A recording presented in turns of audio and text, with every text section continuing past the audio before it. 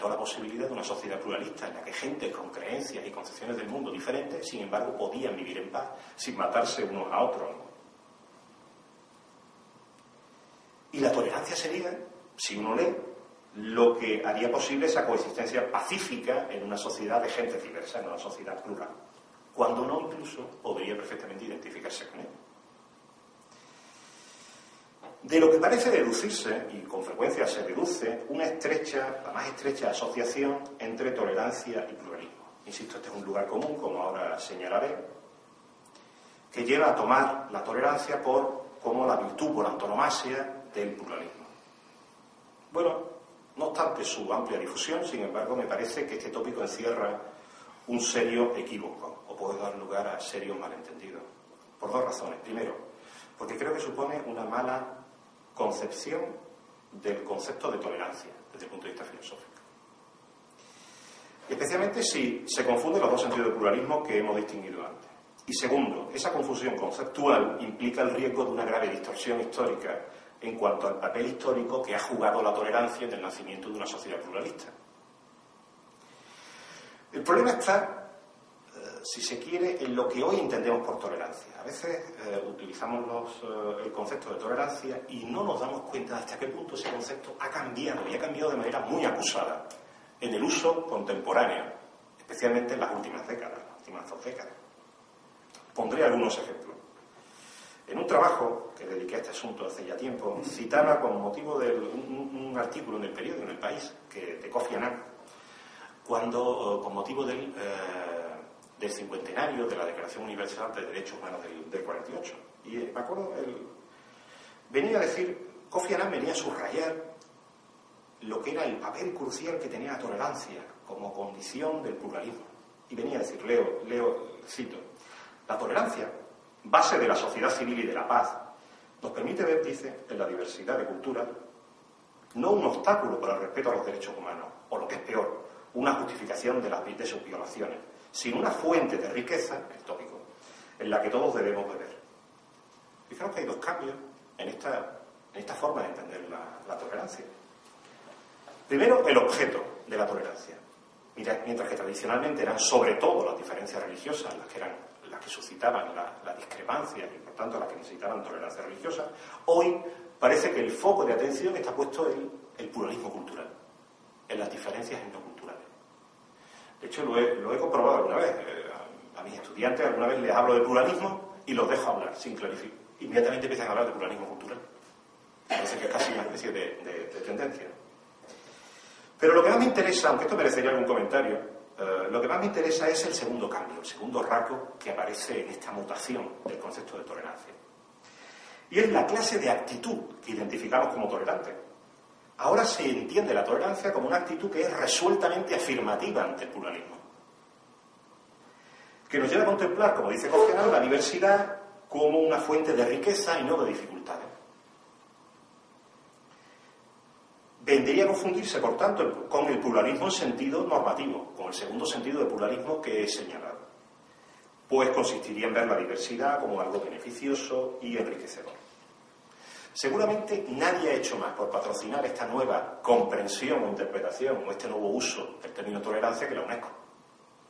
Y me gustaría simplemente como prueba, pues podéis ir a la Declaración de Principios sobre la Tolerancia de la organización, que es donde se expresa a la perfección esta. Allí, por ejemplo, encontraréis ese punto de exageración que yo encuentro hoy en muchas declaraciones sobre la tolerancia. Por ejemplo, en el artículo 1, el punto 3, dice: la tolerancia es la clave de bóveda, lo que sostiene, dice, los derechos del hombre, el pluralismo y, entre paréntesis, comprendido el pluralismo cultural. ¿Veis la atención especial? La democracia y el Estado de Derecho. O sea, la tolerancia es la clave de todo, de nuestro orden político. Y en ese mismo artículo 1 también queda claro cómo entiende el significado amplio, generoso, que se le da a la tolerancia, y que se confunde con el sentido normativo de pluralismo, utilizando también la fórmula de la diversidad como riqueza, dice la Declaración de la UNESCO. La tolerancia consiste en el respeto, la aceptación y el aprecio de la rica diversidad de las culturas de nuestro mundo. ¿Veis? La rica diversidad de las culturas.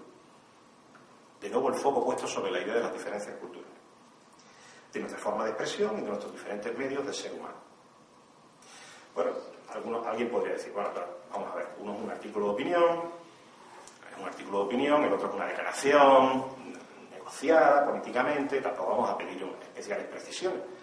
Pero es que lo mismo lo podemos encontrar en algunos autores contemporáneos. Con un punto de cautela, por ejemplo, Michael Walzer, al que antes me referí, en su libro, un libro que además ha tenido bastante difusión, sobre la tolerancia, pues viene a decir que un régimen de tolerancia le interesa sobre todo las disposiciones políticas, pero dice algo también sobre qué clases de disposición, de actitud debemos entender como tolerante, y viene a decir lo siguiente, dice, bueno, alguien es tolerante si manifiesta su voluntad de convivir con quienes le resultan extraños o diferentes, con independencia de si lo hace por, dice, la resignación, la aceptación estoica, la indiferencia, la curiosidad o el entusiasmo.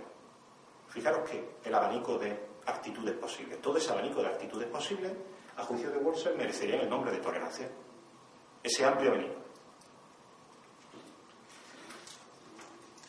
Podemos hablar de la escala de Walzer.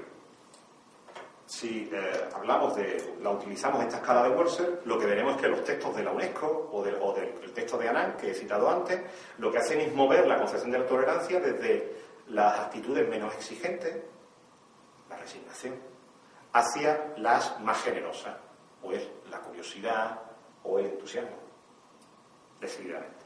Ese es el giro contemporáneo de nuestra concepción de la tolerancia.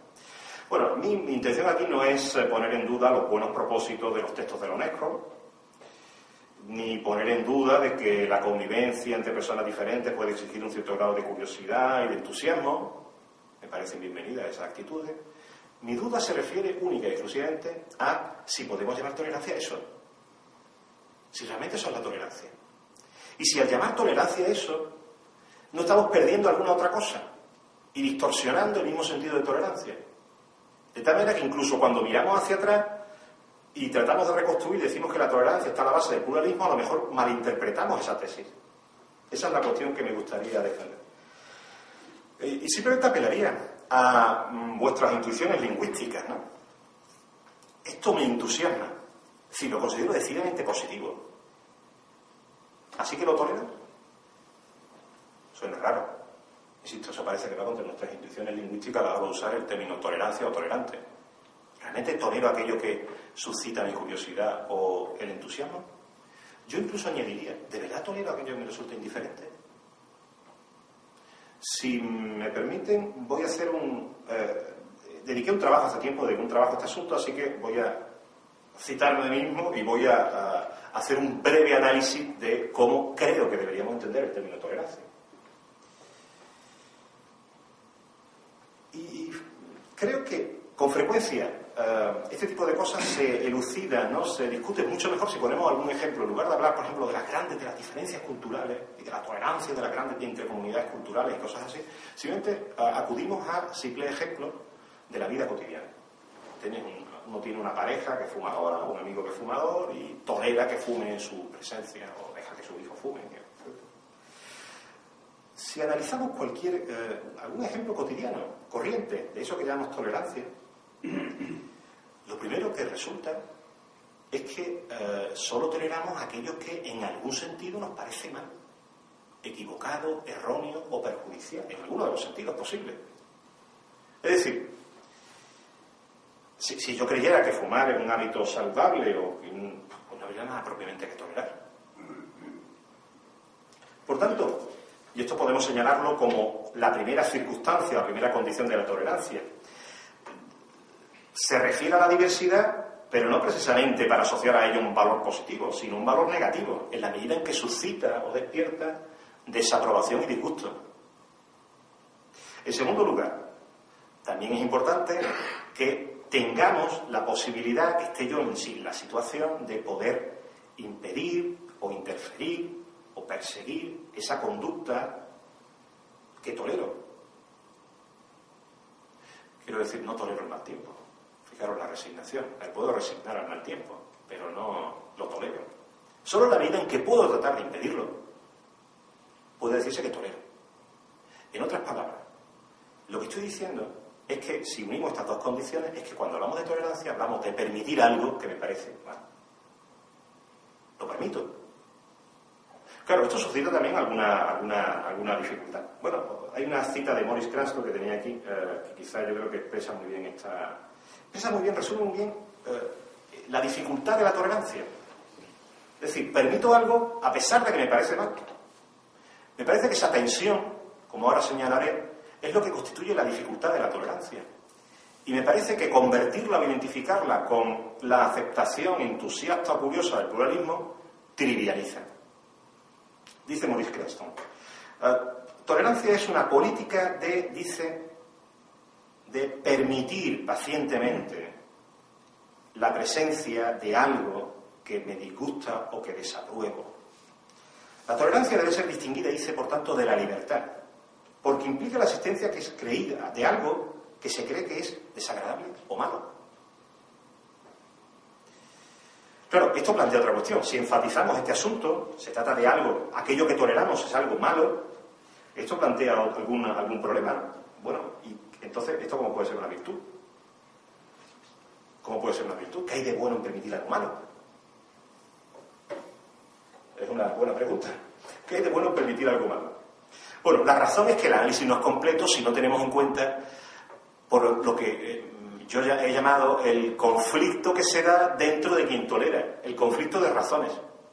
Quien tolera algo tiene razones para perseguir, para algo, es decir, le parece mal, y esa es la razón por la que cree que no debería existir. Pero al mismo tiempo tiene una razón que finalmente se impone a favor de permitir. Por tanto, la tolerancia consiste en un permitir justificado por alguna razón. Fijaros que esto significa una cosa muy evidente. Significa entonces que deberíamos reservar nuestros elogios acríticos e indiscriminados de la tolerancia. Puede haber buenas formas de tolerancia o malas formas de tolerancia. Por ejemplo, creo que Aurelio Arteta o Ernesto Garzón Valdés que han hablado de formas inciviles de tolerancia. Imaginaros, tengo un alumno en clase, un alumno díscolo en clase que no paga dar la lata y tal, y sin embargo yo lo permito que siga dando la lata porque no me atrevo a llamarle la atención. No creo que haya nada especialmente bueno en ese permitir que alguien esté molestando al resto. Es decir, la tolerancia no es necesariamente una virtud. ¿Dependerá de qué? De la calidad ética de las razones en conflicto. Es decir, de las razones a favor por las que me parece mal y de la razón por la que finalmente lo justifico. En otras palabras, y esto es un asunto muy interesante al que lamentablemente hoy no puedo dedicar, pero que sería muy interesante considerar. La tolerancia supone siempre un conflicto de razones, de diferentes razones o de razones de diferente orden, dentro de quien tolera. Por así decir, meten la pluralidad dentro de la gente que tolera. Si esto lo aplicamos muy rápidamente a la escala de Walser, veremos que, parece absurdo decir que toleramos algo que nos parece, algo que nos entusiasma o algo que suscita nuestra curiosidad. Ni siquiera la tolerancia va ligada a la indiferencia. Podemos decir, bueno, si los gustos sexuales de mi vecino o sus creencias religiosas me resultan indiferentes, no lo tolero, ni lo dejo de tolerar. Sencillamente, porque han desaparecido las razones por las que me parece mal. Fijaros que eso significa que la tolerancia supone algunas razones primeras para ser intolerante. Y sin embargo es el sujeto reflexivamente el que considera que esas razones no deberían dejarse llevar por esas razones, porque hay razones de orden superior. Esto, por cierto, sería muy interesante.